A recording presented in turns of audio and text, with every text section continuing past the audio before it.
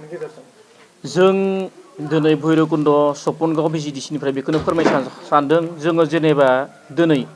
100आव 100% थांनाय बारावबो जोङो देरहानो हाबाय सरकार दानो हाबाय मोजाङै मोजां बिटिसि सरकारखौ डाइरेक्ट जोंनि दादों जों जेसांखिनि मोननांगौ बिनिफ्राय जों डाबल मोनदों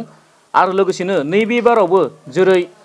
जोंनि गेजेराव जोंहा रिहन सार डिपुटि चिफ बिथाङा मोनफिनबाय टिकेटखौ बिथाङा जितु एक्स मिनिस्टार खामोन सिगाङावनो आगोलाव खामोन आरो बिथाङा बहुत अबदान दङ बिथाङा 100% सियरलि देरहानो हागोन आरो बयनिबो गोसोआव दिनै बेखौनो बुंदों जे बयबो जेरावखि थाङा मानो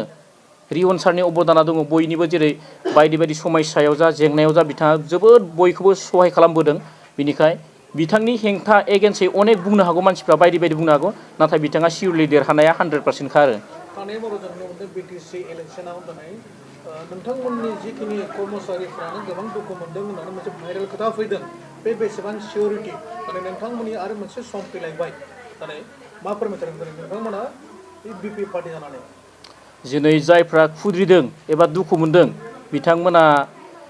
जेनेबा नै जास्ट जोंनि सरकार दानाया माने मास मोनब्रै बा मोनबाल'सो जादों जितु जेबो फानानो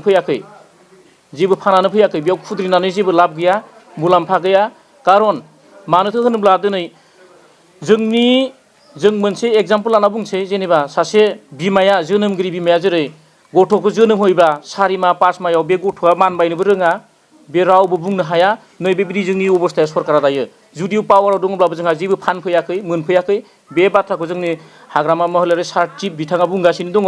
बियो जुन जुलाइनि गेजेराव फैगोन बयबो सुबिदाखौ मोनगोन जेसेबांखिनि वार्कार दङ बयबो सुबिदा मोनगोन पार्टिनि जाना जायफ्रा दुखु खालामदों खस्थ' खालामदों सेक्रिफाइस खालामदों जायफ्रा बिथांमोना बयबो सुबिदाखौ मोनगोन वार्कार जा ग्रासरुट लेभेलनि जा बयबो सुबिदाखौ होनाय जागोन होननानै सारा फोरमायदों आरो बेयाव दुखु मोननांगौ जेबो बाथ्रा गैया बयबो नांनांगौ लोगोसे बे बिपि पार्टिखौ देरहासार होनानै जों सरकारखौ बे एसेम्ब्लियाव जों देरहाहोनांगौ आरो नाथाय दिनै ससियेल मिडियानि गेजेरजों मोनसे गोसारबाय थादों जे उदालगुरि बिधानसभायाव रबिनसन मुसाहारि फैयोब्ला देरहानाया रोखा होनना बुंदों दिनै रिहन दैमारि फैनाय लोगो लोगो गोबां दिनै गिनो गोनां होनना बुंदों मानो होनबा बर' फरायसा आफादनिफ्राय दिपेन बर'आ दिनै गोबां गोरा कन्टेस्ट जाना दं होनना बुंदों मा बुंदों बेखौनो आं बुंनो सानो जितु रबिनसन मुसाहारि साराबो नंखाय नङा मोजांमोन बिथाङा जुदि टिकेट मोनाखै पार्टिनिफ्राय बिथाङा जेनेबा मोनासै दिनै रिहन सारा मोनदों बेखौ जों बयबो मोजां मोनदों बिथाङाबो देरहागोन 100% सियर जुदिअ दिपेन बर'आव फैदों दिपेन बर'आव फैनायाव रिहन सारा जे देरहानो हाया बे नंखाय बाथ्रा बे मालाबाबो जानो हाया मानो होनोब्ला दिपेन बर'आ नै मैया दाखालिसो आबसुनि लिडारमोन बिथाङा दा बावैसो मोनसे सार्थ गादि माखौ होनो मासिखौ लुबैनानै बिथाङा थाबैनो जइन जादों गाबसिलायदों गाबनानै बिथाङा बर' हारिनि थाखाय दिनै बिथाङा जुदिअ आबसुनि लिडार मोनब्लाबो बिथाङा बर' हारिनि थाखाय दिनै मा मावबोखो दिनैसिम जों मोननो हायाखै जों बिथांखौ जों गामि गेजेरावफ्राव जोंनि बर' गामि गेजेराव जों बिथांखौ मोननो हायाखै दिनै जास्ट इलेक्सन खाथियाव बिथांखौ नुनो मोन्दों जोङो गामि दरखंफ्राव खुलुमलाबायनाय जानला मानला गामिफ्राव बेरायनानै न'खर न'खर हाबलाबायनाय खुलुमलाबायनाय बेफोरखौ नुनो मोन्दों नाथाय रिहन सारा हले बै समनिफ्रायनो बिथाङा अननाय सिबिनाय बयखौबो रायजो राजानो मदद होबोनायफोरखौ जों नुनो मोन्दों बयबो बुङो जेरावखि नोंथांमोना सोंनो हागोन पाब्लिकफोरनियाव बिथांमोना बयबो फोरमान होगोन जे रिहन सारनि अननाय सिबिनायखौ मोननो हादों नाथाय दिपेन बर'नि दिनैसिम बेयाव जेबो सिन साब गैया बिथाङा एकदम 100% जेननायाव सियर जाना दं आरो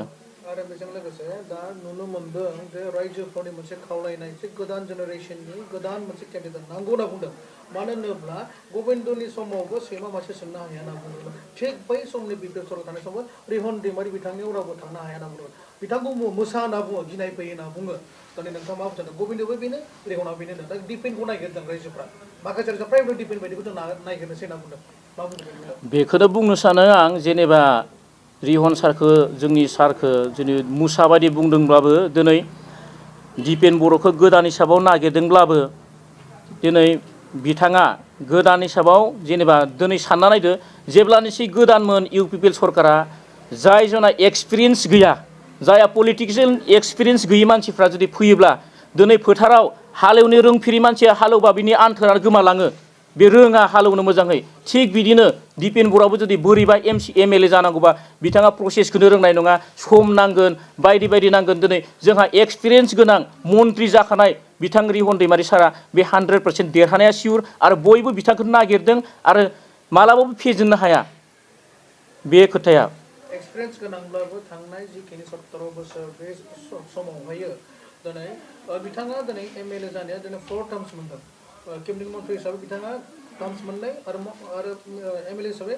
टार्म्स मोनब्रै मोनदों नाथाय बिथाङा गावनि समस्थिखौनो आवगायनो हायाखै होनना बुंदों बाट गबिन्दआ बेराफारसे बियो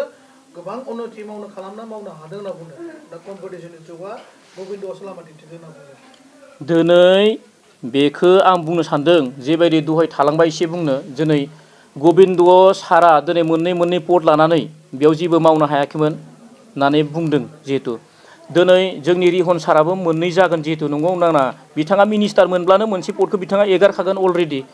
दिनै मन्त्रि जागोन बिथाङा डाइरेक्ट मन्त्रि मोनगोन बेखौ जों फोथायनाय दङ सियर बिथाङा मन्त्रि मोनथारगोन जोंहा आसा दङ बयबो नागिरदों रिहन सारा देरहानाय मन्त्रि जानायखौ नागिरदों बयबो आरो लोगोसे रिहन सार थानाय मिनिस्टार थानाय समाव मानो उन्नति जायाखै बिथाङा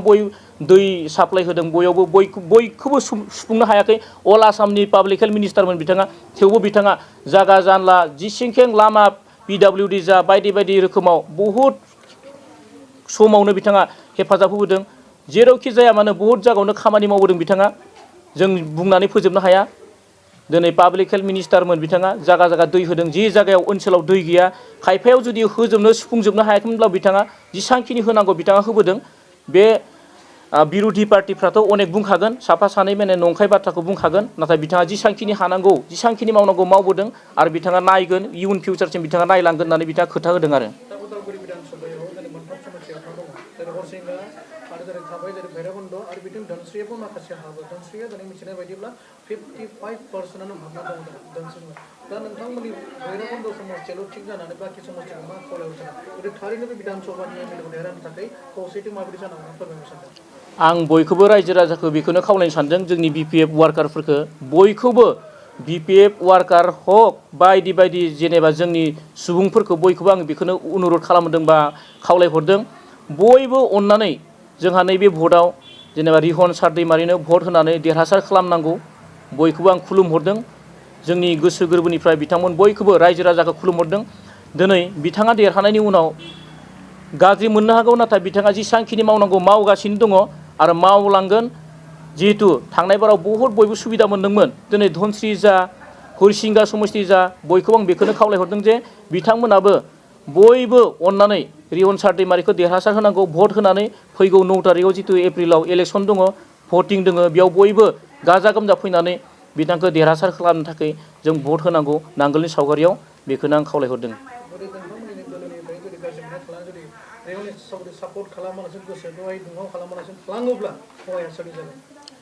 दिनै बेबायदिथ' थानाङा एक्सुवेलि लिडार हिसाबाव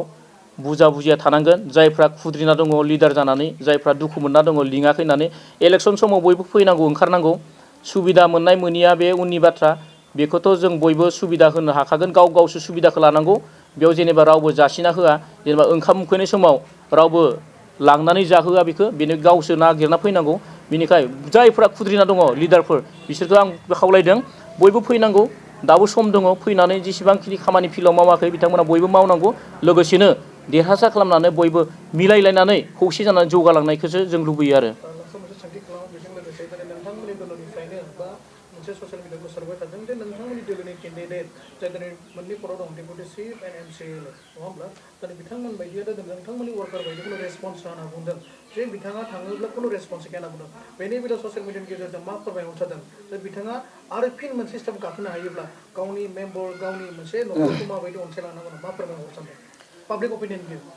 दाथ' बे खोथायाथ' जेनेबा खायसेया माने दुखु मोननाय थायो बयहाबो माबा मोनसे लुबैनाय थायो नाथाय बे खेत्रआव बेबायदि नङा बाथ्राया जेनेबा लुगैनानै बिथांमोना मोनाखै नङा मोनगोन जायफ्रा मोनाखै मोनिनि थाखाय बिथांमोना खुद्रिदों जानो हागौ नाथाय जोंहा जिहेतु सरकार दंखायो BTC आव जोंनिनो पावार दंखायो दिनै बिनिखाय जिहेतु जेबो फानफैखायाखैनो आं दहायनो खोन्थाखाबाय दहायनो बुंखाबाय जि बाथ्राखौ बुंनांगौ दिनै फैब्लानो बयबो मोनगोन सिरिबां डिसिप्लिन मेनटेन खालायनानै जेनेबा सारमोना बेखौ बाथ्रा होदों जोंनो खोथा होदों बयबो खुद्रिलायनाङा बयबो मावलांनांगौ ज'है देरहासार जागोन आरो लोगोसेनो जेब्लानोखि पावाराव फैगोन जों एभेलेबेल खामानिफोरखौ मोनगोन बयबो खुद्रिलायनाङा ज' मावनांगौ आरो देरहासार होनानै दिनै 100% देरहानायाथ' सियर जाना दंखायो जेरावखि थाङा मानो रिहन सारनि मुंखौ बाख्नायो जेरावबो बिथाङाबो टिकेट मोनबाय मोजां जाबाय बिथाङा 100% देरहागोन होननानै बयबो बुंगासिनो दङ फावसायबाय थादों मानो होनोब्ला एनडिए थाबाय नेशनेल डेम'क्रेटिक एलायन्सआव थांनायजों लोगोसे बिथांमोना गिनाय फैदों जे दिनै बिजेपि आरो बिपिएफ मोनसे एलायन्सआव थाबाय जिटिआ बिथांनो भट होनाय माने बिजेपिनि भट होनाय माबाफोर खहा जागोन माने गिनाय फैदों थ' बेनि बेलायाव नों मा बुंनो सानो दिनै भैरब ब्लकनि जानाय मा बुंनो सानो एक्चुअलि बेखौथ' गिनो गोनां गैया ख्रिस्टिनिटिफोरा जिथु बिजेपिजों एलायन्स एनडिएजों एलायन्स दङ होननानै जे माबा मोनसे खहा जागोन धोरोमनि बेथ' नङा बे नंखाय जेनेबा बै समाव इउ पि पि एलआबोथ' बिपिएफ बिजेपिजों दङमोन एलायन्स दंमोन एनडिएजों एलायन्स दंमोन बे समावथ' बिथांमोनाबो जेबो खालामनो हायाखै आरो बिनिफ्राय बांसिनसो जेनेबा इउ पि पि एलआ जेसेबांखिनि जोंनि बे एरियायाव खामानि मावनांगौमोन सुइजारलेण्ड बानायगोन होन्दोंमोन बेफोरखौबो हायाखै बिथांमोना सुइजारलेण्डखौथ' बाथो गैयि गरिब गुन्द्राफोरनो जेबो सहाय होनो हायाखै लोगोसे गाव गावनि प्रपार्टिखौसो बिथांमोना बानायना लादों गावबा गावनि जेसेबांखिनि जौगानांगौ बेखौसो बानायना लानो हादों बिथांमोना दिनै लोगोसेनो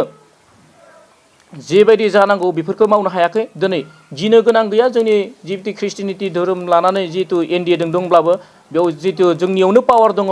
बयखौबो मिलायना लाखिग्रा बिपिएफआ